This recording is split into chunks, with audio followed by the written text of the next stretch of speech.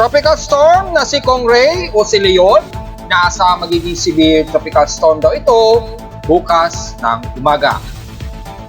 Kasabay naman ang pagiging typhoon category daw nito, kundi sa hapon o sa gabi. Nanatili namang nakataas ang forecast ng pagiging super typhoon nito sa Miyerkules. At southwesterly surface wind flow, magpapaulan pa rin silang bahagi ng kanluran ng Mimaropa at west portions ng Visayas. Extension nito, maaaring magtatraverse sa Visayas at Mindanao na magbumusuri ng mga ilang kalat-kalat na pag-ulan na may pagkilat at pagkulog. At mga ilang moderate o some heavy rain showers mula sa Mimaropa, ilang bahagi ng kanluran ng Luzon, iiral. Pero extreme no Luzon, magiging kataptaman pa rin ng friendly weather at maaraw at sa lalabing bahagi ng katimugan parte ng Mindanao.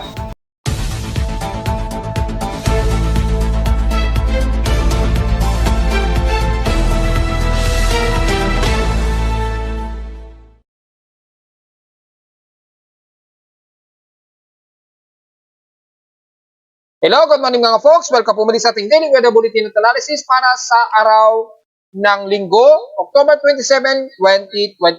Ang oras nating browser ngayong tanghali ay alas 12:17 na ng tanghaling tapat.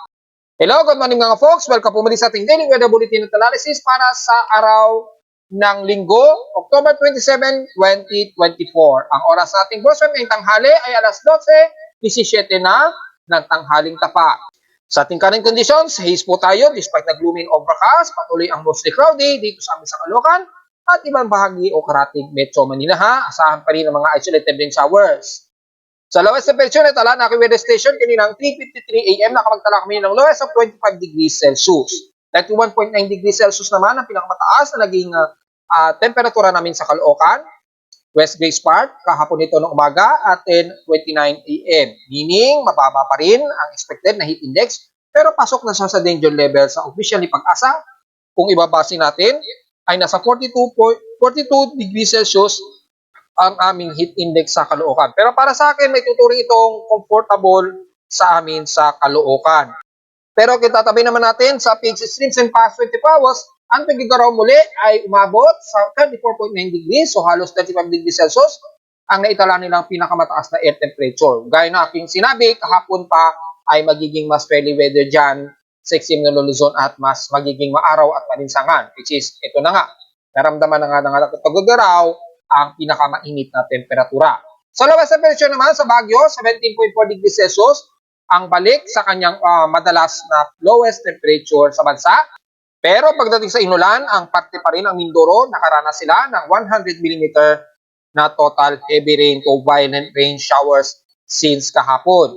Bakit? Dahil nga po, nireport na natin yan, malakas po ang daloy dyan ng southwesterlies at kasabay ng embedded extension nga po ng monsoon trap. Nagtatraverse yan sa buong Visayas at northeastern Mindanao. Papunta din sa may silangang bahagi ng karagatan patungo sa direksyon itong si Bagyong Leon. Kaya ngayong araw, mas madalas ang katimugang bahagi ng bansa ay mas makakaranas ng mga kalat-kalat na intermittent, light, sometimes moderate and heavy rain showers po ang madalas na iiral ha. So pinag-ingat pa rin, lalo na dyan sa bahagi nga po ng bandang Mindoro at Palawan na mas makakaranas muna ng mga southwesterly na pag-ulan. Sa ating outside humidity, 78% po ang ating concentration ng outside humidity. Bumababa ito ng 5% since last hour.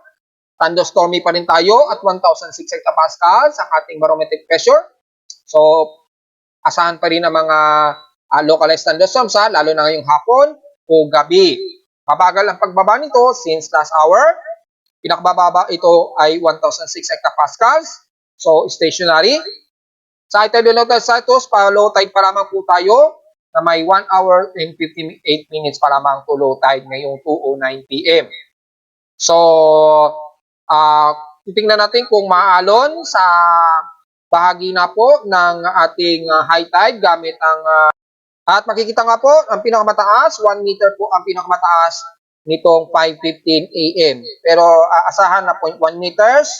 So, dahil sa medyo pababa ang ating high tide o low tide, so ka-low tide po tayo ngayon, tingnan natin kung aabot pa rin sa pinakamataas ang alon gamit ang ating tropical cyclone assessment monitoring sa significant wave height.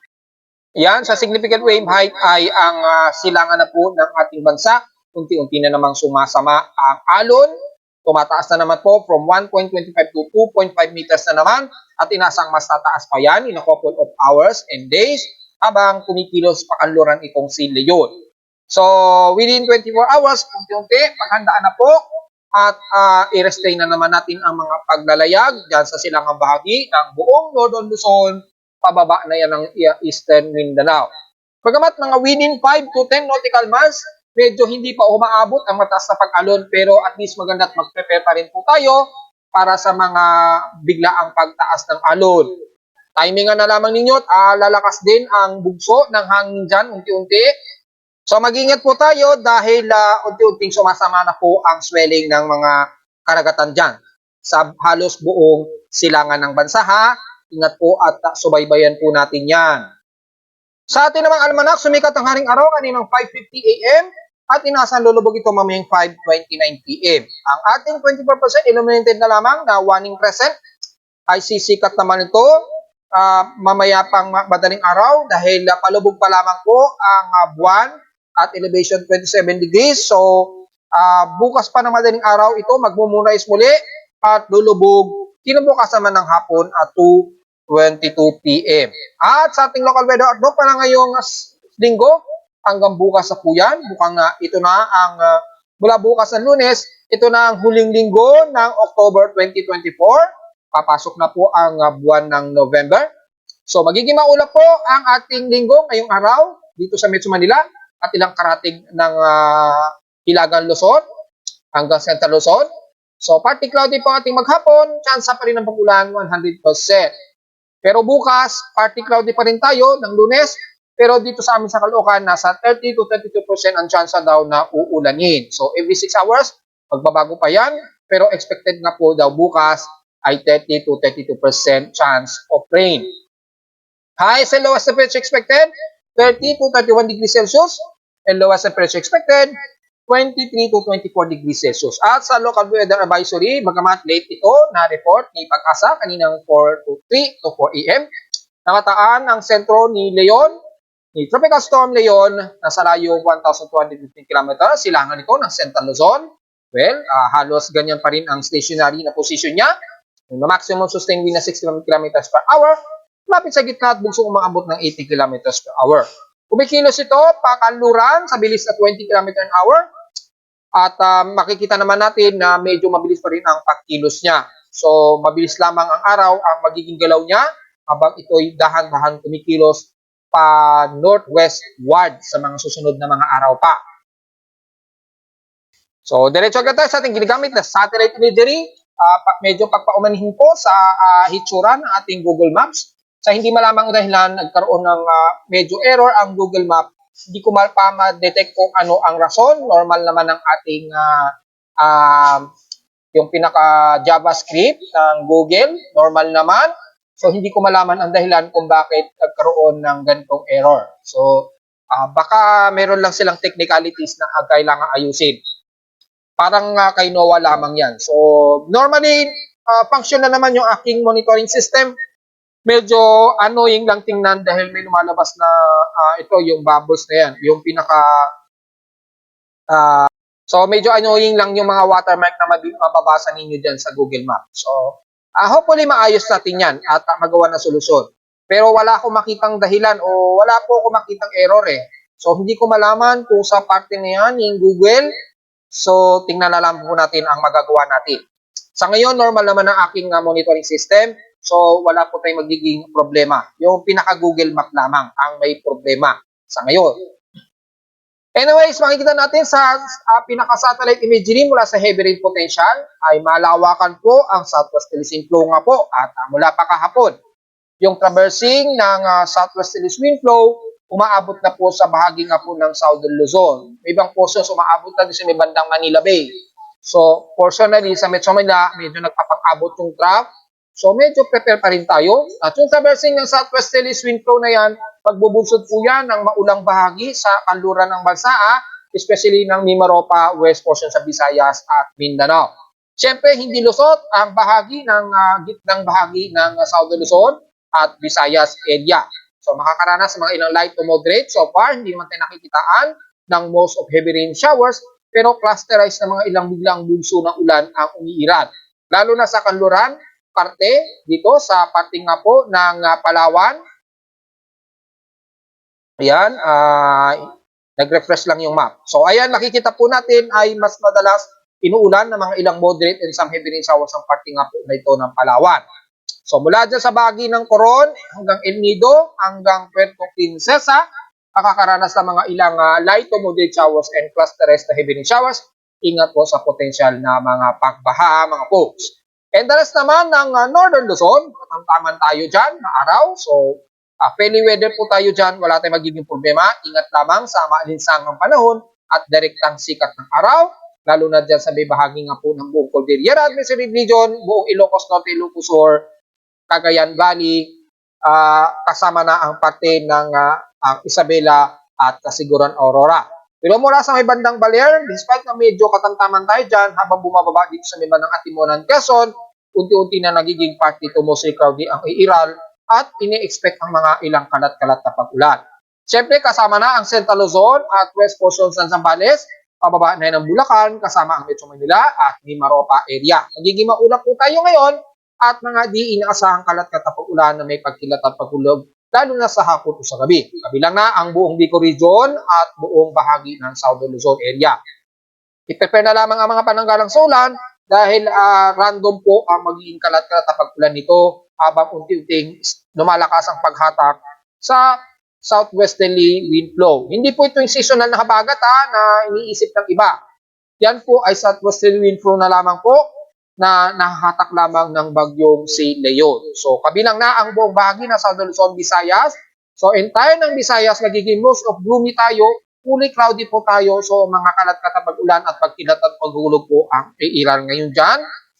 Kabilang na ang buong kanlurang bahagi ng Panay Island, Negros Region, hindi riligtas ang parte ng Central Visayas.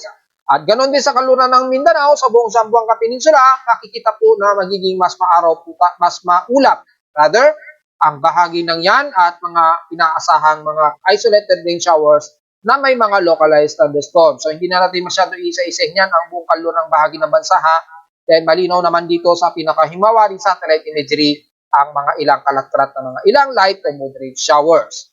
Pero mas madalas, ang maging maganda lamang dito, madalas mga ilang light to moderate showers lamang ang kalimitan na mararamdaman ninyo sa buong Visayas. Damay na rin ang parte ng Bicol Region. Pagtatraverse lang ang mga ilang moderate rain showers, so may mga mararamdaman kayo mga ilang light to moderate showers, lalo na sa baybayin ng silangan ng bansa, kabilang na ang Bicol Region, Eastern Visayas, yan sa may bandang Eastern Samar Region, mula Palapag, pababa ng Dolores ng Borongan, at sa silangan din ng Mindanao area. May mga ilang light to moderate showers din tayo. So most of gloomy rin ang mararamdaman natin at mga isolated rain showers. Kabilang na sa buong sentro ng Mindanao mula sa bahagi ng Banay-Banay, Bukidnon, Davao Oriental hanggang Davao del Sur area, magiging mas maulap tayo dyan despite na medyo humid o medyo may mga mainit na temperatura kayong mararamdaman dyan. Pero magiging gloomy at mga kalat-kalat din na isolated rain showers and localized thunderstorms. So halos 80% ng bansa, most of light to moderate showers ang madalas na iiral. Manginan nila lamang na bigla ang papasok ang mga buhos ng moderate and heavy rain showers. Lalo na sa bahagi nga po ng Palawan na ating binanggit sa bandang El Nido, Coron, pababa ng San Vicente area na mas makakaramdam ng ilang moderate and some heavy rain showers. So ingat po sa mga kababayan natin sa Palawan na mas makakaranas ng ilang light, moderate to heavy rain showers. So diretso agad tayo sa ating ginagamit na computer-generated tropical cyclone sector, and as of 12:15 PM na ngayon, tanghali, ang central air pressure na ngayon ni Kong Ray internationally o Leon, Tropical Storm Leon sa local natin sa Pilipinas. Central air pressure niya, 993 hectopascals na po. 1 minute average wind speed in maximum 65 km per hour at bugsong umaabot ng 81 km per hour. Ngayon, gaano na ba siya kalayo mula dito sa kalupaan ng Eastern Luzon? Well, kanina sa aking Facebook page, pinost ko na mga 1,080 kilometers po ang layo nito mula sa silangan po ng Palanan Isabela o southeast ng Palanan Isabela. Ngayon, since tanghaling tapat-tapot, 12:15 p.m., tingnan natin kung anong current distance na ngayon ni Tropical Storm Leon. Dahil medyo mabilis ang pagkilos niya, mga 32 kilometers per hour, kumikilos ito southwestward. So bahagya siyang dumausdos ng konti. Ayan, west-southwestward sa bilis ng 32 km an hour. So, medyo tumataas ang kilay natin mga folks kapag nakakabasa tayo ng southwestward movement ng isang bagyo ha. Mula sa pinakapalanan ni Isabela, ang layo niya ngayon so far ay nasa layong 948 km east-southeast ng Palanan Isabela. So mula sa 1,080 km kanina, ngayon 948 km na po siya. So mabilis pa ang pagkilos niya, pakanluran. Pero ayon sa pinaka-latest na movement niya, west-southwestward, pero kung titingnan natin dito, westward po ang kilos niya. So west o west-southwestward ang mukhang nakikitang pagkilos. Well, kung titingnan natin sa pinaka-floater na satellite imagery, kung titingnan natin kung medyo pa west-southwestward, mula sa pinaka-central alog, base sa pinaka-symmetrical circulation, medyo pa southwestward ang kilos niya. Yan, Kasi kasabay kasi ng Coriolis circulation niya, sumasabay ang medyo pakilos niya pa west-southwestward. Habang kumikilos pa kanluran. So, medyo alanganin yung pinaka-circulated center, kaya medyo pa west-southwestward ang nagiging pagkilos. So, nasa layong 948 km sa po ito, east-southeast ng Palanan Isabela na po. Kumikilos pa rin ito, yun nga, bahagyang pa southwest, west-southwestward o westward direction. Well, para sa mas malinaw, titingnan natin yung pinaka-tropical cyclone track combination. Kung titingnan natin dito, pakanlura naman ang kilos niya. Then, bahagya itong mag-west, northwestward, ayon sa pinaka-tropical cyclone track combination natin. So, magiging severe tropical storm daw siya. Mga bukas na po ng umaga.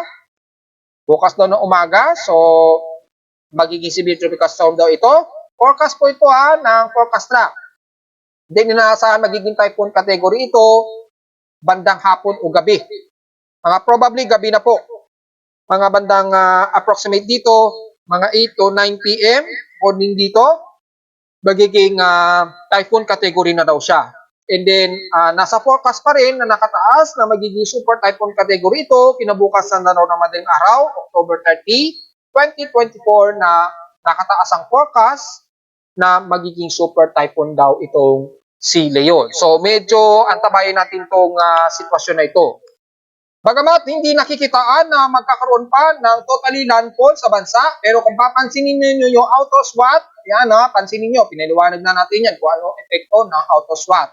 Yung pinaka-gale wind o outer gale wind umaabot dito sa bahagi ng northeastern Luzon sa may bandang Santa Ana at ilang bahagi ng Isabela sa Palanan. So medyo watchful, medyo bahagyang mararamdaman ito once na naging super typhoon ito, medyo mararamdaman pa rin ng mga taga Santa Ana, ilang bugso ng hangin dyan hanggang bandang Palanan Isabela. Base na rin sa ating 62 km dangerous watch o yung pinaka-outer range. Yan, malawak po yung outer range. Kung sisilipin niyo kay Pag-asa, ganyan din ang magiging drawing niya sa animation, sa kanilang data. Kahit hindi na natin sisilipin, ganyan ang magiging itsura niyan. Kasi magiging reference din naman ni Pag-asa, kundi si Japan Meteorological Agency or si Joint Typhoon Weather Center. So, kaya hindi na natin masyado tinitingnan yung forecast track ni Pag-asa. Kasi doon din naman kadalasan sila bumabase, lalo na kay Japan Meteorological Agency. So, hindi na po naiiba yan. At again, yung at least, yung 62 km range ng gale force winds, inaasahan pa rin mararamdaman yan pagdating po ng 30 bago mag-auno ng November. So, kung sakaling hindi kayo, kung medyo alanganin po kayo sa mga taga Santa Ana, Cagayan-Bani, aga-agahan na lamang siguro ninyo dumalaw sa inyong mga nayumao sa buhay para maiwasan po kung sakaling magkaroon ng biglaang bugso na hangin at mga ilang buhos ng ulan. Dahil kahit hindi man magkakaroon ng direct landfall o direct interaction itong si Leon sa kalupaan ng Northern Luzon, yung mahahatak nito na southwesterly flow, yung hanging katimugan medyo mahahatak po yan. Yung pinaka parang monsoon trap, medyo mahahatak dyan. So, medyo makakaranas pa rin tayo sa Luzon ng medyo masamang panahon, medyo makukulimlim at mga ilang kalat-kalat na pag-ulan at may mga ilang pagkilat at paggulo. Pero base sa pinaka-quadrant natin, ayan, pinaliwanag na natin kung anong similarity ng quadrant. Yung upper left quadrant ay malakas po ang dala nitong flood rain at bugso ng hangin. So, kung dito, naging super typhoon siya ng unang araw ng Atlanta, medyo mararamdaman po ang ilang bugso dito. So, medyo makakaranas kayo ng at least mga ilang bugso ng hangin at may mga ilang moderate and some heavy rain showers po. Hindi pa man masyado violent, pero at least mga tropical cyclone wind signal number 1 po, ang medyo mararamdaman nyo dyan. Once na naging super typhoon po siya ha, pero kung typhoon category lamang siya, at least mga hindi naman aabot. Mga sa dulo lamang ng Santa Ana, Cagayan, malamang mararamdaman ang tropical cyclone wind signal number 1. Pero kung dito, naging super typhoon po siya sa Atlanta, at least hanggang tropical cyclone wind signal ang maaring maramdaman ng mga taga Santa Ana, Cagayan, Gonzaga, at diyan sa bandang dulong-dulo po ng Dibalacan at Palanan, Isabela. Halos dulong-dulo. Yan, yung dulo ng linya na yan.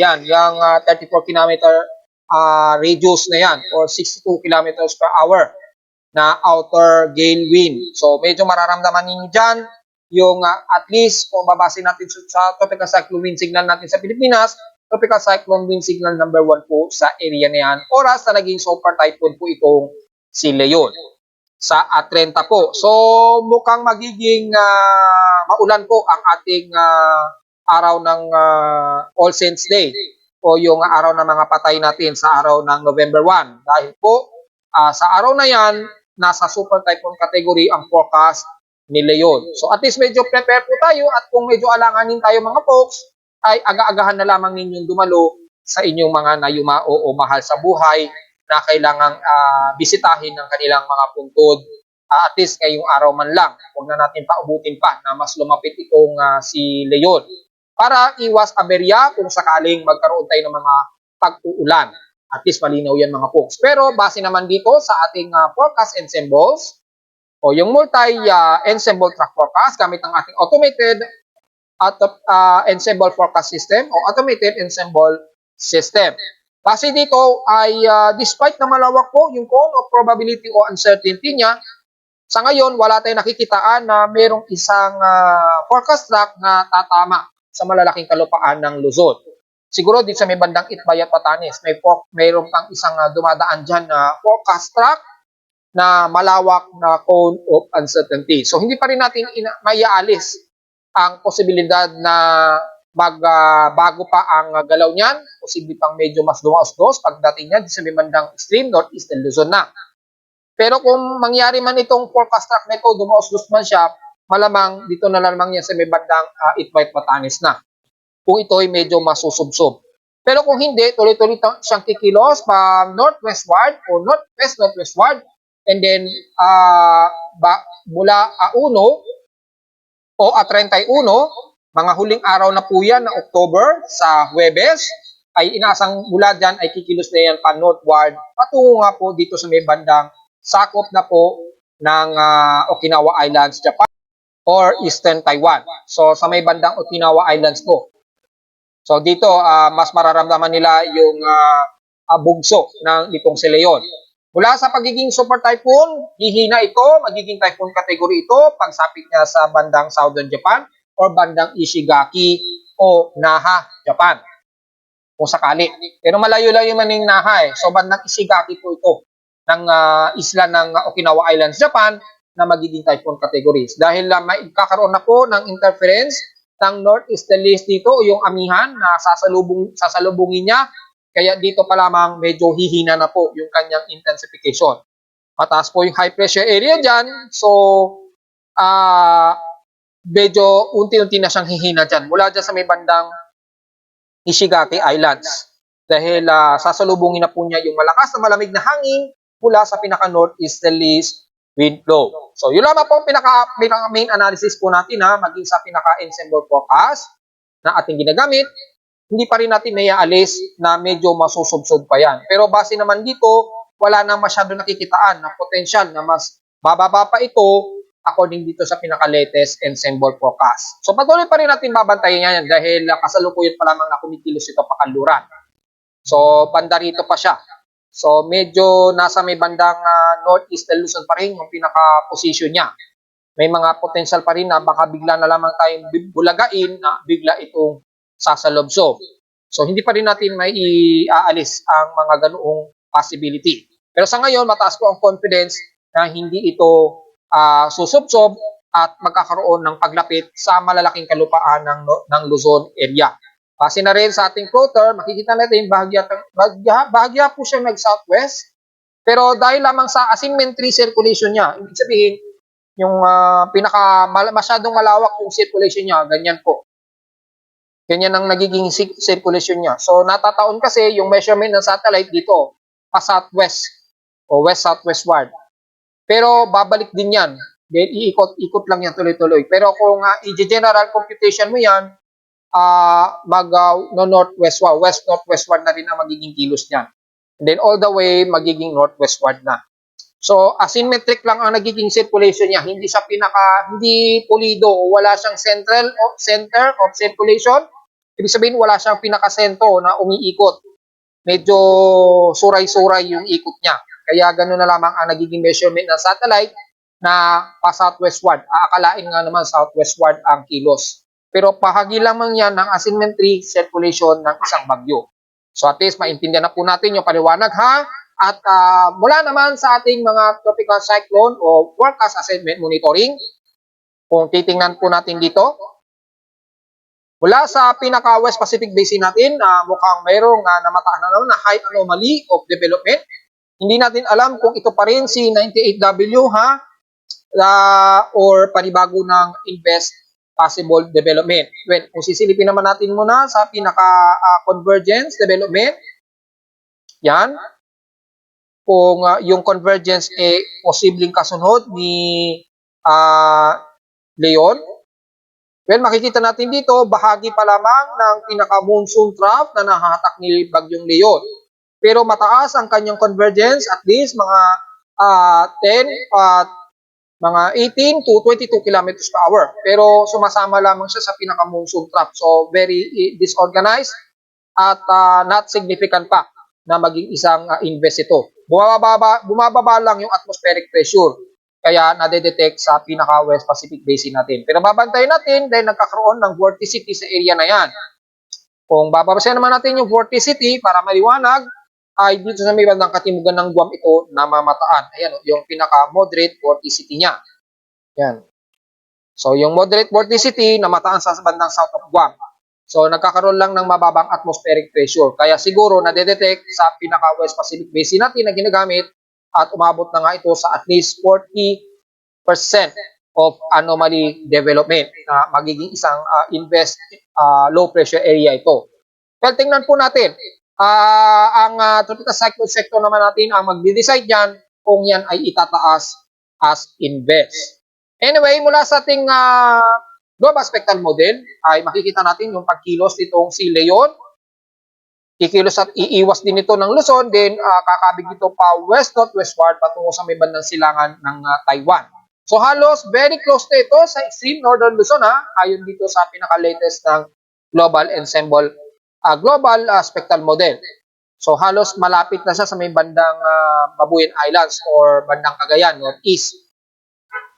Yan, halos mas malapit na siya ng konti. Ganon din sa mean sea level pressure, kung papansinin natin, yan, i-rewind natin, halos napakalapit na niya. So dito, halos aabot. So mararamdaman pa rin ninyo ng mga taga Northeast Luzon ang medyo tropical cyclone wind signal number 1 dyan. Itong si Leon, just in case po. Mga 30 na yan or 29 ng gabi o madaling araw po. So at least medyo prepare kayo starting Martes. Mga Martes po, medyo ready na rin tayo dyan sa may bandang Santa Ana, Cagayan at bandang Palanan, Isabela at mga nandiyan sa mga isla ng Babuyan Islands. Habang ito'y lalapit at kikilos naman ito pa-recurve patungo sa direksyon na po ng Southern Japan o Eastern Taiwan. At mula naman sa ating mga iba't ibang computer models mula sa GFS, ganun din, mataas din ang high confidence, lilis ito ng Luzon, yan. Pero halos malapit po yung pinaka-outer band niya. Medyo lalapit pa rin siya sa may northeastern Luzon. Kay SMWF naman, ganun din ang ipinapakita. So pare-pareho na sila ng forecast mula kay GFS at NABGEM, meaning mataas ang confidence na hindi ito susubsob at tatama sa anumang malalaking kalupaan ng Luzon. So medyo good news po ito sa ating mga folks. Maliit na ang tsansa nito na medyo susubsob na mag-aalaroli ang magiging forecast track niya. So yun po ang ating magandang balita at least dito.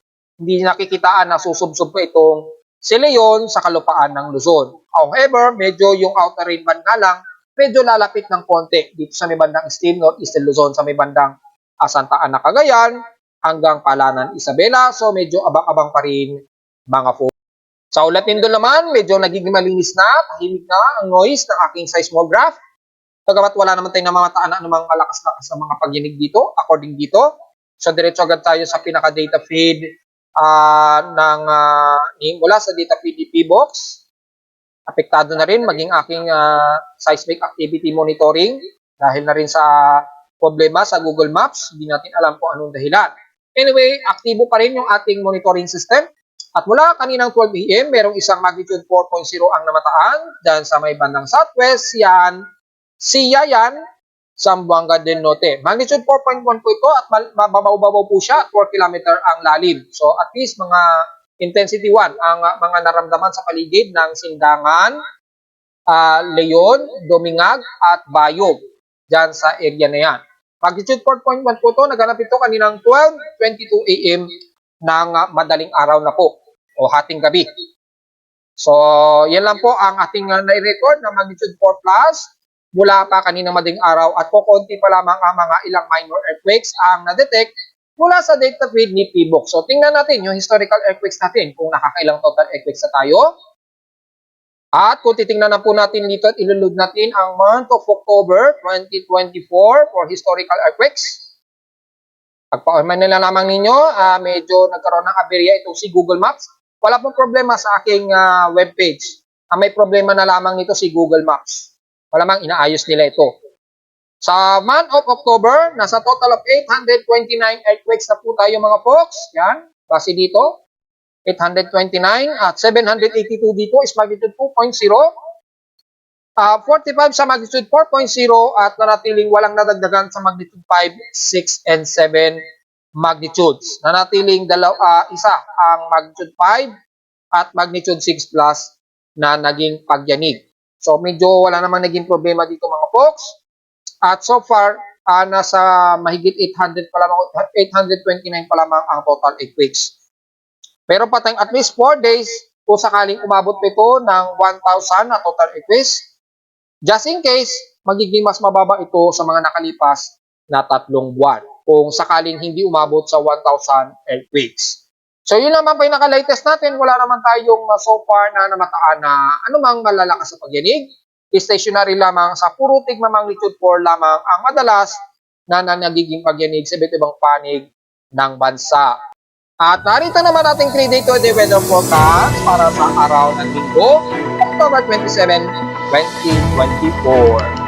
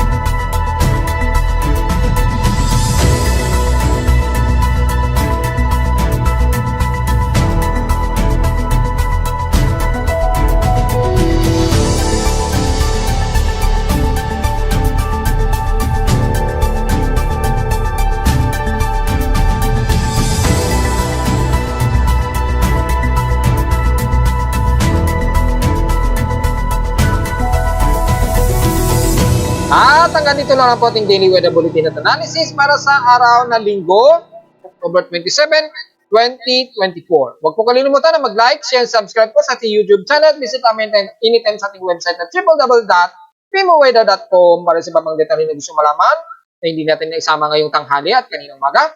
Sa ating mga report, typically lamang na very gloomy lamang tayo. May mga ilang katamtaman na lagay ng panahon sa Metro Manila, pero expected ang mga isolated rain showers. Visit naman sa ating website sa gusto malaman pa rin ang mga pinaka-real-time at dynamic events mula sa aparato ko mismo sa Caloocan at sa automated data feeds mula sa ibang weather agencies. Maraming salamat po mga folks at magandang hapon po sa ating lahat.